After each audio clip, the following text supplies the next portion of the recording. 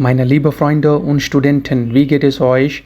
Ich bin Jatinder Singh here on the German mentor. Friends, आज का जो सेशन होने वाला है ये एक वोकेबलरी पार्ट होगा। मैं आपको टोटल 25 नाउन और वर्ब का कॉम्बिनेशन जो होता है वो मैं आपको बताऊंगा विद एग्जांपल्स। इनको आप डे टू डे लाइफ में यूज़ कर सकते हैं, एग्ज़ाम में यूज़ कर सकते हैं, अच्छा स्कोरिंग कर सकते हैं। सेशन को पूरा देखिए, कमेंट करिए, फीडबैक करिए आपको कैसा लगा ये सेशन। चैनल को ज़रूर सपोर्ट करिए फ्रेंड्स, सब्सक्राइब कीजिए, दूसरों के साथ रिकमेंड करिए। आपके कमेंट्स आते हैं, मुझे बहुत अच्छा लगता है। और अगर आप जर्मन पढ़ने के लिए सीरियस हैं तो दिए गए नंबर पर आप मुझे कभी भी कॉल कर सकते हैं। शुरू करते हैं आज का सेशन। नोमन वर्ब फेरबिंडुंग, लोस गेट्स। देखिए, नोमन वर्ब फेरबिंडुंगन इन जर्मन। नोमन वर्ब फेरबिंडुंगन, noun verb combinations are fixed expression in German where a specific nouns is combined with a specific verb to convey a particular meaning. तो जर्मन लैंग्वेज के अंदर कुछ ऐसे नाउन्स होते हैं जिनकी अपनी सेपरेट वर्ब्स होती हैं और उनको कंबाइन करके ही बनाया जाता है।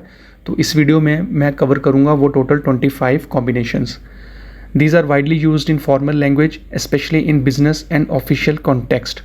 Hairs a detail list of common नॉमन वर्ब फेरबिंडुंगन विद एग्जाम्पल्स। तो हम बाइशपील देखेंगे और कवर करूंगा मैं टोटल 25 एग्जाम्पल्स। तो इन वर्ब्स के जो मीनिंग है आप साइड बाय साइड लिखते रहिए। और ये एग्जांपल्स मैंने अपनी तरफ से बनाए हैं, आप खुद के एग्जांपल्स भी बना सकते हैं, बस आपको इनको याद करना है। शुरू करते हैं, चलिए।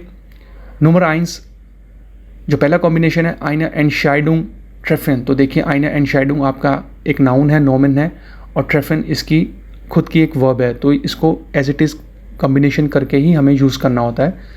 देखिए, बेडॉयटुंग, जो इसका मतलब है टू मेक अ डिसीजन। द स्पाइशपील देखते हैं हम।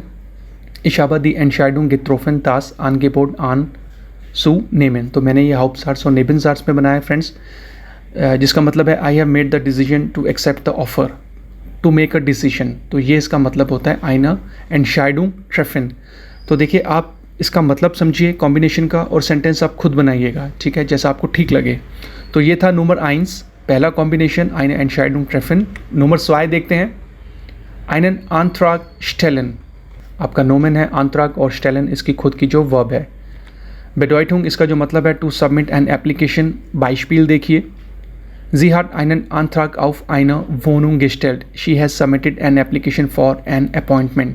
तो ये वाला फ्रेज मैंने जो है पार्टिसिप परफेक्ट में बनाया था, आप खुद भी बना सकते हैं, बस आपको याद करना है इस नाउन और वर्ब का मीनिंग। नंबर 3, इन फ्रागा कॉमन, जो इसका मतलब है बेडॉयटिंग टू बी कंसिडर्ड या फिर टू बी एन ऑप्शन। बाइशपील देखिए, Dieses Angebot kommt für uns nicht in Frage. This offer is not an option for us. तो ये था number 3, number 3। Number 4, in Anspruch nehmen। चलिए देखते हैं इसका बेडॉयटुंग, to take advantage of a service. बाइशपील देखिए, ich werde die Hilfe in Anspruch nehmen. I will take advantage of the help। तो मैंने इसको werden वर्ब के साथ जो है यूज़ किया है, और सेकंड वर्ब जो रहेगी सेंटेंस के एंड में, इसका मतलब होता है to take advantage of. Next हमारा नंबर 5, सुअर फेरफ्यूगुंग स्टेन। देखिए, इसका मतलब डी बेडॉयटुंग टू बी अवेलेबल। बाइशपील देखिए, देर कुंडन सर्विस स्टेट इनन रुंड दी उअर सुअर फेरफ्यूगुंग। Customer service is available to you 24/7, जो राउंड द क्लॉक आपके लिए अवेलेबल है। तो इस नाउन और वर्ब का जो मतलब था टू बी अवेलेबल। नंबर 6, इन Aussicht stellen। Bedeutung to promise और offer something for the future. Das Beispiel, der Chef hat uns eine Gehaltserhöhung in Aussicht gestellt. The boss has promised us a raise। तो ये वाला phrase भी मैंने पार्टिसिप perfect में बनाया था, जिसका मतलब है टू प्रॉमिस और offer.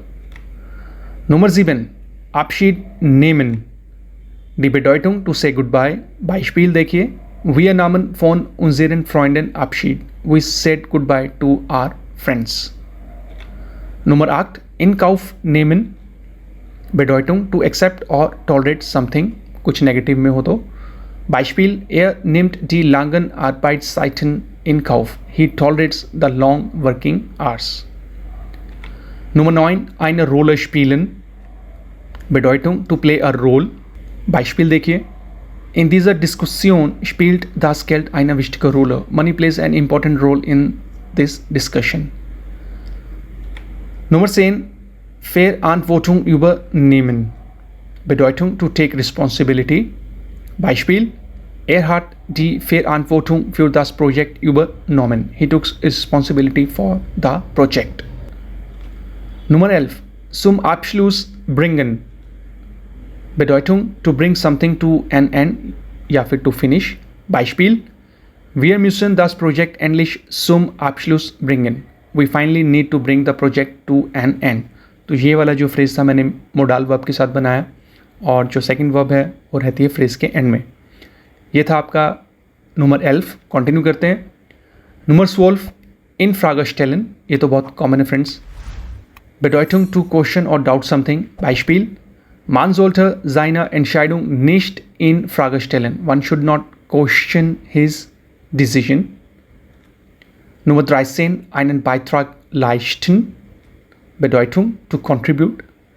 Das Beispiel: Jeder Mitarbeiter sollte einen Beitrag zum Erfolg des Unternehmens leisten. Every employee should contribute to the success of the company. तो इसमें मैंने कुछ गेनेटिव जो ग्रामर पार्ट भी यूज़ किया था फ्रेंड्स. अगर आप गेनेटिव सीखना चाहते हैं तो उस वीडियो का लिंक भी मैं आपको दे दूंगा डिस्क्रिप्शन में, वो आप सेपरेटली जाकर देख सकते हैं. कंटिन्यू करते हैं. Nummer 14. In der Lage sein. Bedeutung to be able to.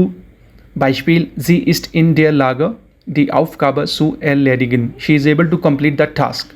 Das Beispiel: Sie ist in der Lage, die Aufgabe zu erledigen. She is able to complete the task. तो ये वाला जो फ्रेज था मैंने हाउप्सार्ट्स और नेबनजार्ट्स में बनाया. सू प्लस इन्फिनेटिव के साथ आप भी बना सकते हैं, बस आपको मतलब पता होना चाहिए. To be able to. इन der Lage sein.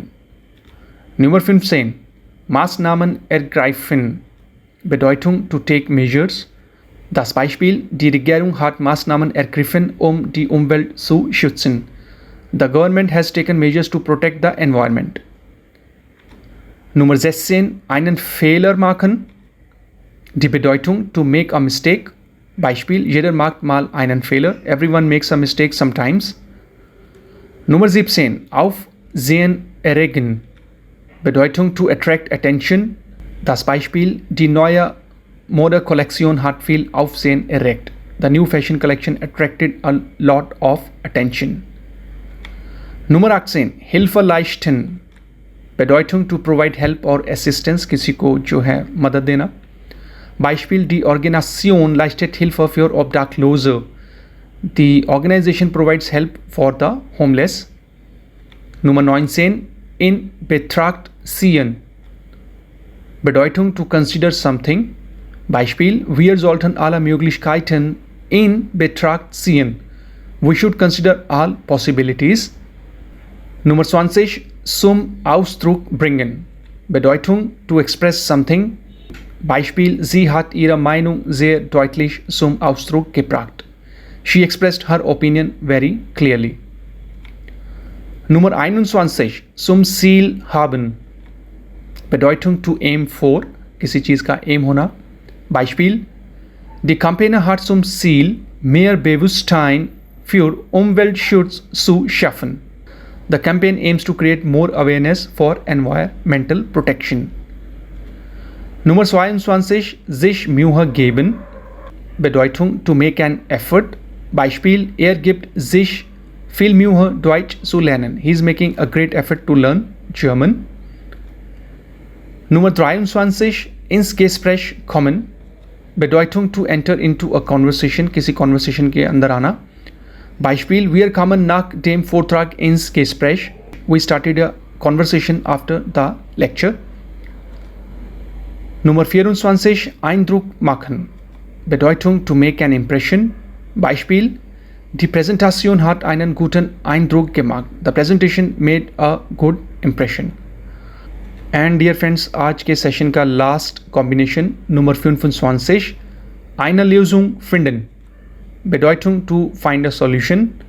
Beispiel: Wir müssen eine Lösung für das Problem finden. We need to find a solution to the problem.